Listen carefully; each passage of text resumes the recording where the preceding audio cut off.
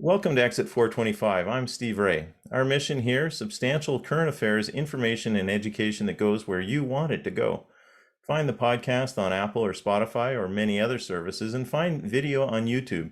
Content is also on Facebook and Instagram. Today, we're going to the election of September 20th to speak with Sarah Gabrielle Baron, independent candidate for Exit 425 and Durham Riding. Sarah, welcome and thank you for joining Exit 425 today. Thanks, Steve. I'm really appreciative that you're providing this. What drew you to be a candidate for this election in Durham Riding, and what's your history in Durham? I grew up in Newmarket, and I went to university at Trent for politics and Native studies. So I understand what Durham is facing in terms of like exponential growth, the need for good planning. The reason I decided to run in this riding is for about the past year now, I've been learning a lot about the nuclear waste problem in our country. And then I started learning about the small modular nuclears push and thinking that it really is actually a threat to our national security as the more and more I learned. And it was my third podcast. I started a podcast. I was so overwhelmed with the information that I thought, this is just too much. I need to make it human. I need to slow it down. So I started interviewing people in communities with radioactive waste problems. And it was my third episode. So if you go to Spotify or Google Podcasts, it's called Radioactive in all caps. And the third episode is with a man named Peter Harris in Peterborough, so right next door. And the Canadian Nuclear Safety Commission arbitrarily changed its licensing period from 4 to 10 years.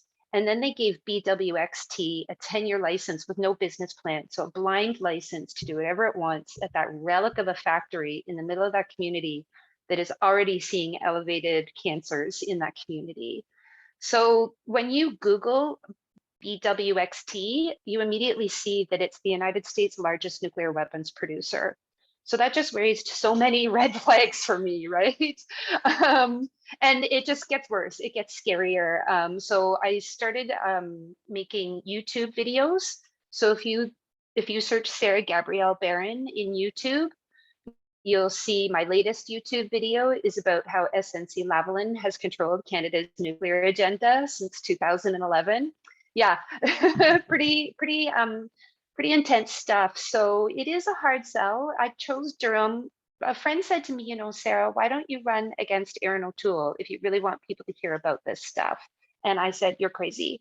And then I learned about what's going on with the hydrogen equivalent levels in Bruce and Pickering. I report about that in my third YouTube video. And I really do believe that Pickering needs to be shut down. I think that it needs to stop operating immediately.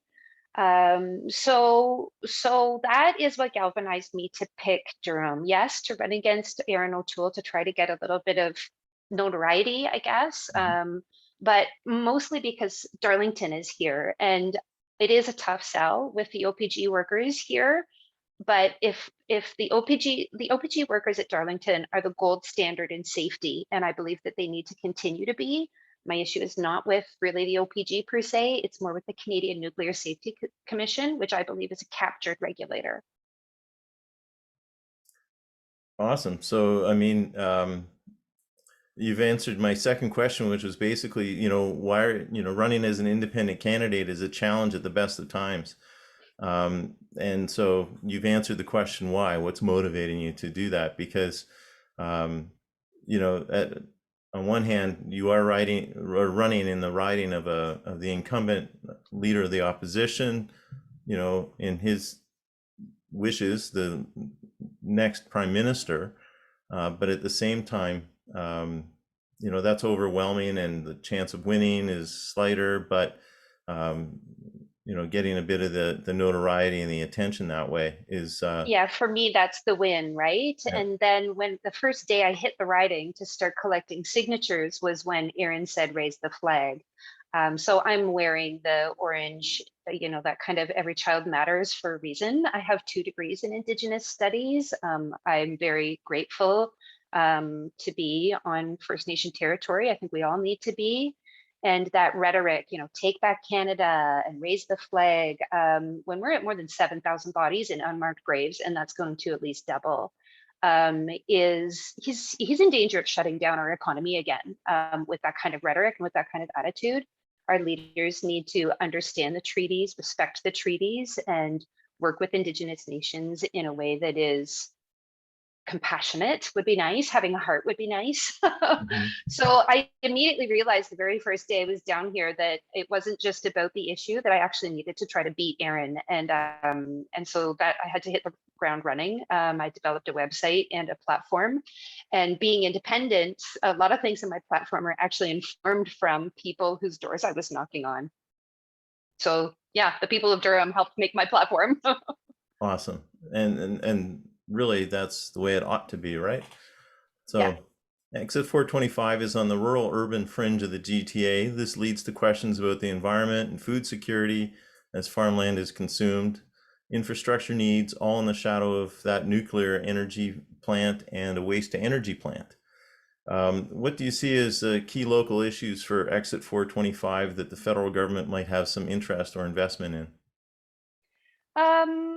My answer is going to be a little nuanced. I think that with the climate crisis, it needs to be at the center of all of our planning. And the big parties, they just treat the climate crisis like part of their kind of messy patchwork quilt, like seniors and roads and Mhm. international relations and climate crisis. And that it actually, because it is real and it's part of our reality, it needs to be at the center of all of our planning going forward. All of those issues need to be seen through the climate crisis lens. And so coming from Newmarket, like I said at the beginning, I understand what Durham is looking at. It is the most beautiful soil, right? This is prime growing land. And if the prairie provinces are going to be seeing drought year in, year out, like they saw this past year, then I'm really shocked that our leaders are not talking about a national food security mandate, not just for Durham, but for the entire country. And so I'm going to continue to work with farmers and to try to make those connections with farmers, not just in Durham, but hopefully across the country. I do believe strongly that going forward, Canada and every community needs to look at food resiliency issues. And so I also think that we don't have time to wait for these leaders anymore. The communities need to start taking control of their own planning.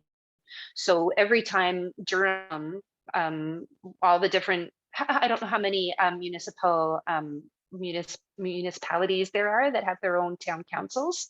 Um, but what they each need to do is people in these ridings need to run for those positions and they need to say, okay, here's a new build. Let's make sure that this new build has solar on it. So, please Google Drake's Landing. That is a community in Alberta who has even worse winters than us.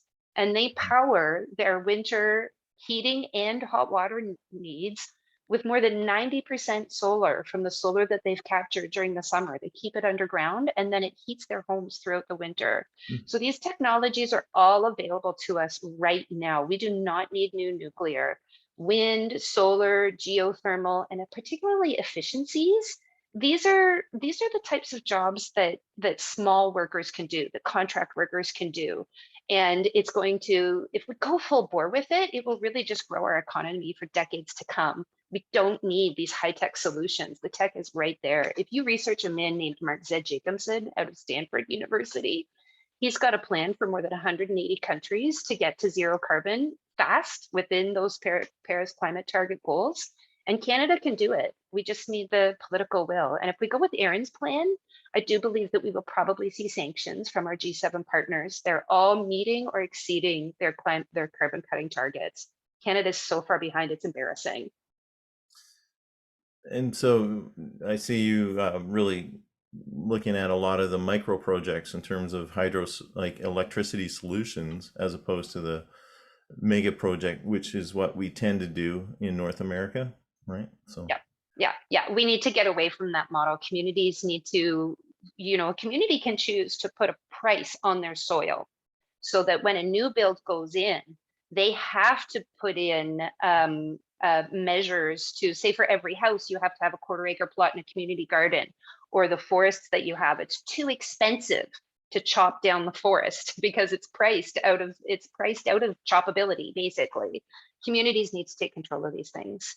One idea that I did get from somebody whose door I knocked on, actually, I think it was somebody in Clarington. It might have been Bowmanville, And they said, why not make the express toll routes free for electric vehicles? I thought that was a great idea. Well, they have the licensing and the plating that would enable that, right? Yeah, Yeah. interesting. Yeah. And we do have a nuclear plant, and I've seen examples in the world where they use for hydro plants in general, not necessarily nuclear, but where they use the local town as the cooling grid. So they actually pump the hot water underneath, and that eliminates the need for road salt and that sort of thing. And this was in a northern environment. And so there's opportunities that we're missing by we're just missing it, right? So Yeah. Communities, individuals, communities, they need to get doing that research and finding those solutions for themselves. We do not have time to wait for these leaders. They don't care. They're just too invested in their rich friends in big oil and the military industrial complex. What could you do as the member of parliament to influence the provincial and regional government to give Clarington, Exit 45 in particular, a little bit more power to limit the operations being established here by the region, thinking of the concentration now of the waste energy plant, soon we're getting an anaerobic digester, all right by our waterfront, and potential community park, municipal park that they're trying to establish. And the local councillors are feeling frustrated and powerless in terms of stopping the region because it's 3 votes versus 25 other votes. So Yeah. So as an independent, I actually would have even more power, right? Because it's going to be a very close election. And so as an independent, if I were to gain this seat, I would be able to be what's called a kingmaker and be able to bring certain perks to the riding. But one thing I'll tell you, I'm going to be staying in this riding, and I love this riding. It's beautiful. And I believe that incinerator should never have gone in. That incinerator needs to be shut down. It exceeds its level. Everybody I've spoken to, I've knocked on more than 1,000 doors, just myself, and everybody hates that incinerator. Everybody knows that it's bad for their health. People start coughing, people with lung issues. So that incinerator never should have gone in. And just because they spent so much money on it doesn't mean it's okay to turn it on when people's health is at risk. People's health can't be at risk with these so-called solutions. As for I forget exactly what you said you called it. It's down at St. Mary's down there, right at the cement plant. St. Mary's is got an incinerator as well, but in addition to the waste energy plant at the end of Curtis Road, within view of the nuclear station, is a planned new anaerobic digester sorting station. Right. So that anaerobic digester, I need to look into that more. There are actually some really cool solutions, such as creating energy from large pools of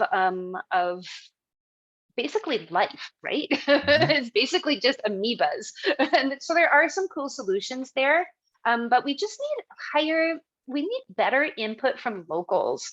So locals felt like they weren't consulted about that incinerator.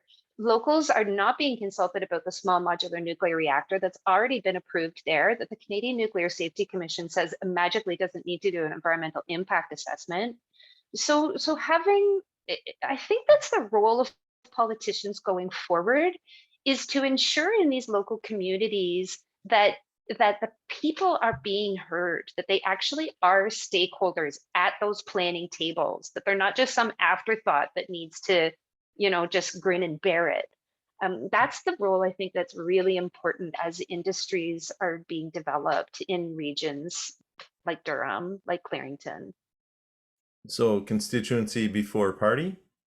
Yeah, absolutely. Yeah, absolutely. I mean, it's just and again, if you look at things through the climate crisis, it's that community-led resiliency that is going to be required. We're very we just keep on giving up the power to the leadership, and that's okay when the leadership when in these macro systems, like we were saying earlier. But with the climate crisis, people need to have local level resiliency around food, around community planning, around power grid.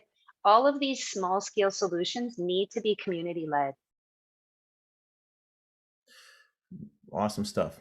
Um, Mr. Trudeau has long been proud of his plan to rebuild the middle class. As an independent, what could you do to improve the lives of people in Exit 425? I think that my platform on community of caring speaks to that a lot. And again, that's kind of a catch-all. I think that when it comes to looking at that through the climate crisis lens, we need to understand that our crisis workers are the ones that are going to need the most support going forward. It's our crisis workers in mental health. It's our crisis workers in the healthcare system.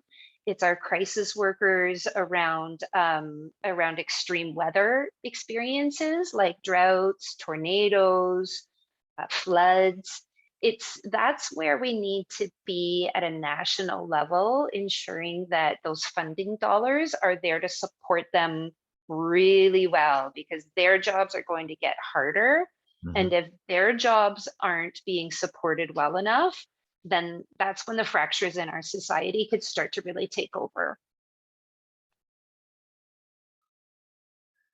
So I think, when we talk about the middle class, I think that actually Durham needs to be seen as a leader. We're doing very well in this. There's a lot of wealth in this riding, Mhm. and it needs to be seen as taking a leadership role in a lot of these areas. Gotcha. Um, the Prime Minister's talking about $10 a day childcare. And Mr. O'Toole believes giving parents and guardians the money directly is the best plan to cut out bureaucracy. And what sort of plan would you support? Well, it is a provincial realm, so the federal government doesn't actually get to decide on that one. But daycares have a lot of red tape. So my daycare plank is informed by a daycare provider whose door I knocked on in Durham, and this woman was exhausted. She was pretty sure that it could potentially even be her last year. She could barely afford to operate. The parents were maxed out. And what it came down to is that her costs were too high. Mm. And so the regulations are okay. We need to make sure that it's safe. But again, I think if we look at it through the climate crisis lens, if we can build strong communities and strong community resiliency, there's nothing to stop a neighborhood from creating a childcare cooperative. Like I was saying, there's a lot of wealth in this riding, and I'm sure that there are a lot of seniors in every neighborhood who would be happy to pay into a childcare cooperative to just help support that childcare provider in the community who's taking in the children from 4 or 5 families. Everybody sees them every day walking down the street. Mhm. Everybody hears them playing. And if the whole community knew that those kids were safe and well cared for, and that business wasn't going to go under, and then those other 5 families all of a sudden are stuck, somebody has to lose their job to stay home. Like that's what breaks it down. And again, I just think we can't wait for our leaders to come up with these solutions for us. They always turn it into a fight. They always turn it into tinkering with the tax system. And it just doesn't provide real lasting solutions for us. So more community building is really what you're looking at. Absolutely. Yeah. Yeah. And And I'm going to stay in Durham and try to work with communities to make these solutions happen, whether Aaron gets in or whoever gets in. I'm just lots of tired of micro waiting for them. projects instead of the Yeah. counting on the mega project again, right? Yeah. That's Yeah. Yeah. awesome. Yeah. Yeah.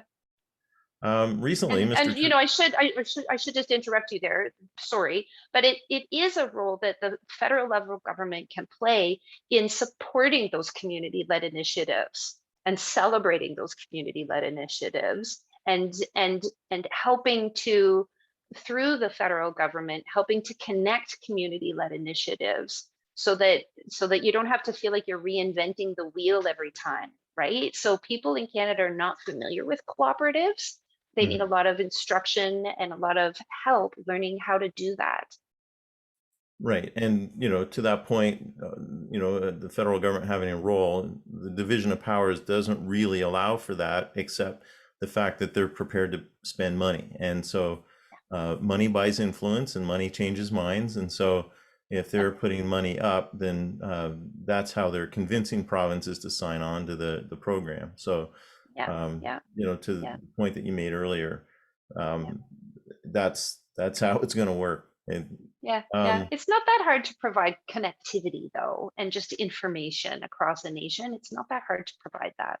well, and they're counting on, a broad network of people in each riding to elect the member of parliament, to be able to use that network of people, between elections, for some good. Yeah, There's nothing stopping them from doing that, right? And they yeah, certainly yeah. will use that network for other purposes. So Thank you.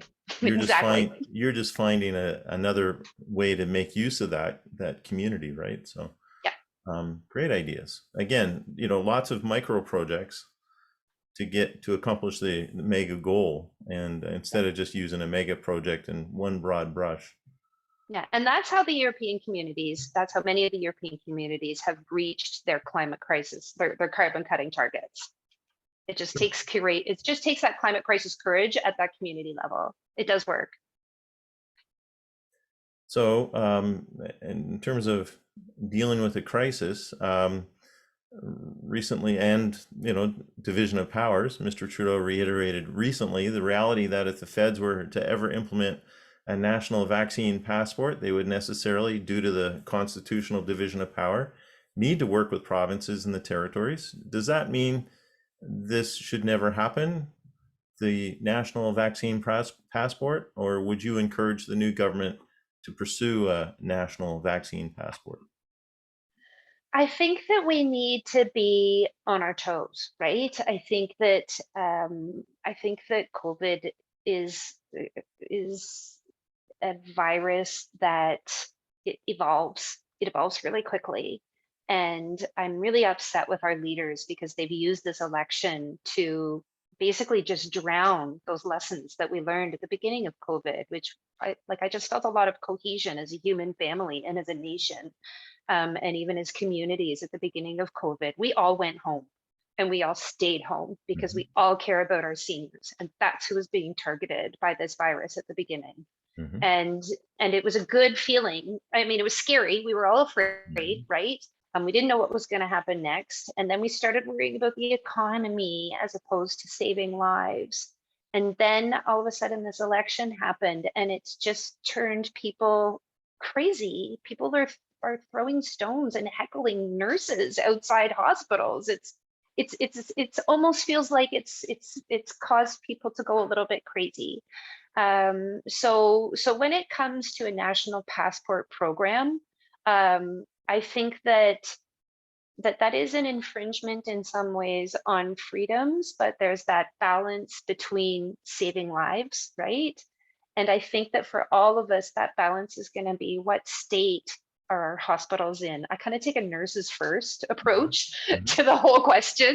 And I think that all of us need to take a nurses first approach to that question. And when you see nurses burning out and quitting, then again, like those cracks in our social structure get big and scary, and we can't let that happen. So whatever we need to do to support our crisis workers first, and in a sustained way, then let's do that. And if the nurses are saying we need a passport program, then I would definitely be willing to look at that. But I would definitely be hesitant in terms of I understand how people feel about that infringement on personal, your constitutional rights, freedom of movement.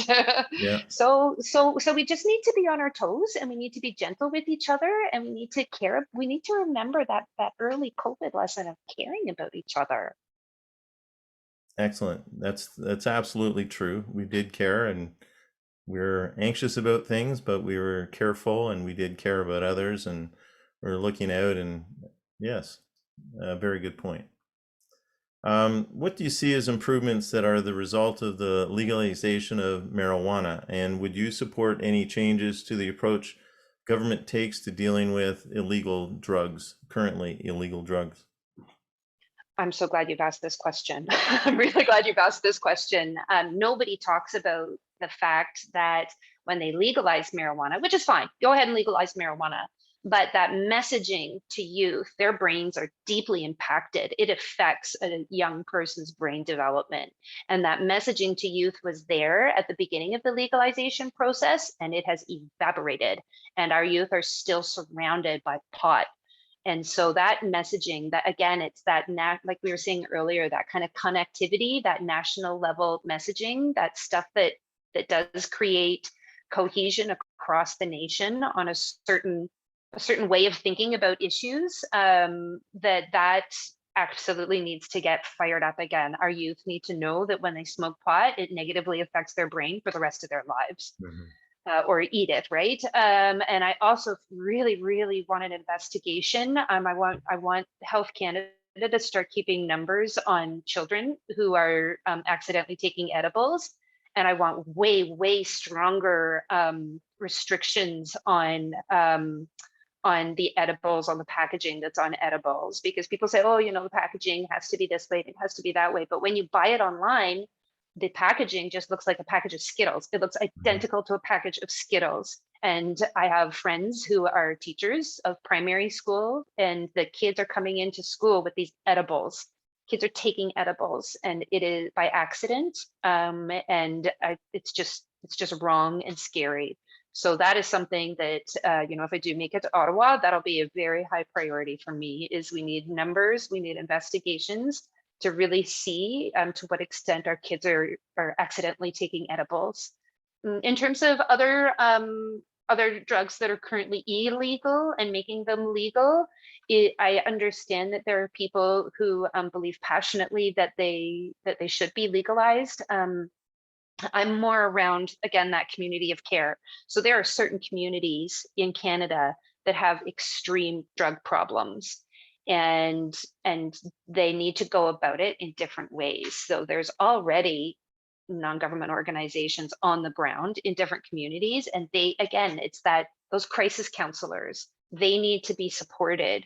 And when they burn out or they don't have enough money to do the good work that they're doing in various communities, then those cracks in our society really start to fracture and things start to fall apart. But definitely, like,